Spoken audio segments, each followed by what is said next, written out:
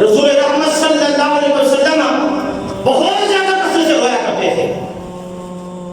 آگے تو عالم بہت زیادہ رویا کرتے تھے۔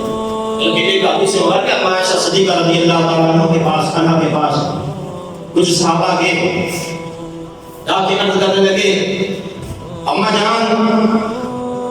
رسول رحمت صلی اللہ علیہ وسلم کی کوئی بات کو سنائیں، ہمیں کچھ بتائیں رسول رحمت صلی اللہ علیہ وسلم کی زندگی کے احوال۔ اماں باپ نے جا کے سنا تو زارو قدار اماں عائشہ صدیقہ رضی اللہ تعالیٰ عنہ بھی رونے لگے، زارو قدار روتے ہوئے فرمانے لگی، ایک دفعہ رسول رحمت صلی اللہ علیہ وسلم میرے حجرے میں آئے اور آ کر مجھے کہنے لگے، اے عائشہ آج تو مجھے رخصت دے دے، آج تو مجھے اجازت دے دے، میں اللہ کی عبادت کرنا چاہتا ہوں۔ اے عائشہ مجھے آج تو رخصت دے دے، میں آج کی رات اللہ کی عبادت کرنا چاہتا ہوں۔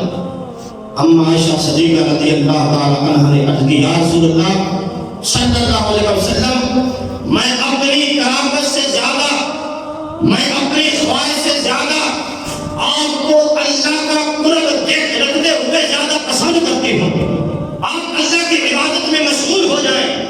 اما باپ فرماتی ہے کہ رسول اللہ صلی اللہ علیہ وسلم گھر کے ایک کونے میں کھڑے ہو گئے اور زاروں قطار رونے لگے، حتیٰ کہ روتے روتے آگے جا کر وضو کیا،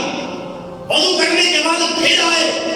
آ کر رب کا قرآن کی تلاوت کرنے لگے۔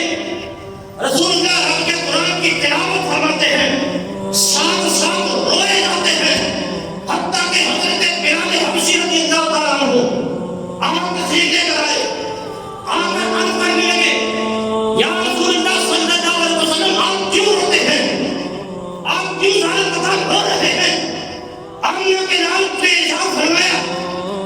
اے بلال میں اللہ کے حضور کیوں نہ رہوں، میں اللہ کا فرمان بردار بندہ کیوں نہ بنوں،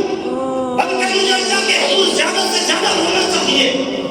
میں زیادہ سے زیادہ رونا چاہتا ہوں تاکہ اللہ کا فرمان بردار بن جاؤں۔ اور حدیث مبارکہ کا مفہوم ہے، رسول اللہ نے ارشاد فرمایا، اے بلال جہنم کی آگ صرف اور صرف بندہ کے اللہ کے خوف کی وجہ سے آنسو بہنے والے ہی بجھا سکتے ہیں۔ جہنم کی آگ صرف اور صرف اللہ کے حضور خوف کی وجہ سے جو آنسو بہتے ہیں وہ بھی بجھا سکتے ہیں۔ اس لیے ہمیں رونا چاہیے،